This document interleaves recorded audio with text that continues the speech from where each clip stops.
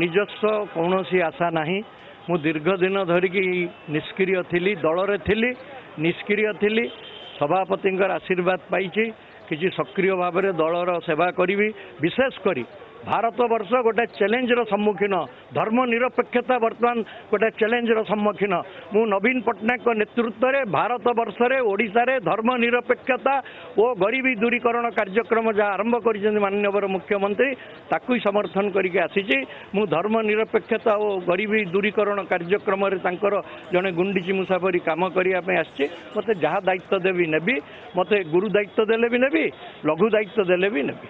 ଆଉ ଗୋଟେ କଥା ପଚାରିବି, ଆପଣଙ୍କ ଅଞ୍ଚଳ ଯଦି ଦେଖିବା ଯାଜପୁର ଅଞ୍ଚଳ, ଯାଜପୁର ଜିଲ୍ଲା, ଆଉ ବିଶେଷ କରିକି କୋରେଇ ହେଉଛନ୍ତି, କୋରେଇ ହେଉଛି ଆପଣଙ୍କର କର୍ମଭୂମି କହିଲେ ଅତ୍ୟୁକ୍ତି ହେବ ନାହିଁ। ସେଠି ବର୍ତ୍ତମାନ କୁହାଯାଉଛି ଆକାଶ ଦାସ ନାୟକ ତାଙ୍କ ପ୍ରାର୍ଥୀତ୍ୱକୁ ନେଇକି ଭିନ୍ନ ଭିନ୍ନ କଥା ଚର୍ଚ୍ଚା ହେଉଛି। ଆପଣ ଏଠି ନବୀନ ନିବାସରେ କିଛି ଦିନ ତଳେ ଏଠି ସକ୍ରିୟ ଭାବରେ ଉଭା ହେଲେ, ଏବେ ବି ମଧ୍ୟ ଆପଣଙ୍କୁ ଦେଖିବାକୁ ମିଳୁଛି। ଆଜ୍ଞା ମୁଁ ଆସିଛି ସାର୍ଙ୍କୁ ଭେଟିକିରି ମୁଁ ଜଣେଇ ଦେବା ପାଇଁ ଯେ ମୁଁ ସକ୍ରିୟ ହେଇକିରି କାମ କରୁଛି। ସାର୍ ଯାହାକୁ ମାନେ ମାନ୍ୟବର ମୁଖ୍ୟମନ୍ତ୍ରୀ ଯାହାକୁ ଶଙ୍ଖ ଚିହ୍ନ ଦେଇକି ଯୋଉଠି ପଠେଇବେ, ମୋତେ ଯାହା ନିର୍ଦ୍ଦେଶ ଦେବେ କାମ କରିବା ପାଇଁ କରିବି। ଯଦି ମୋତେ କିଛି ଦାୟିତ୍ୱ ଦେବେ ମୁଁ ମଧ୍ୟ ସେ ଦାୟିତ୍ୱ ତୁଲେଇବି। ଆପଣଙ୍କର ଇଚ୍ଛା ନାହିଁ ବିଧାୟକ ହିସାବରେ ହଉ କି ଅଲଗା କିଛି ଦାୟିତ୍ୱ କଥାକୁ ଆପଣ କିଛି ନାହିଁ, ଇଚ୍ଛା ନାହିଁ?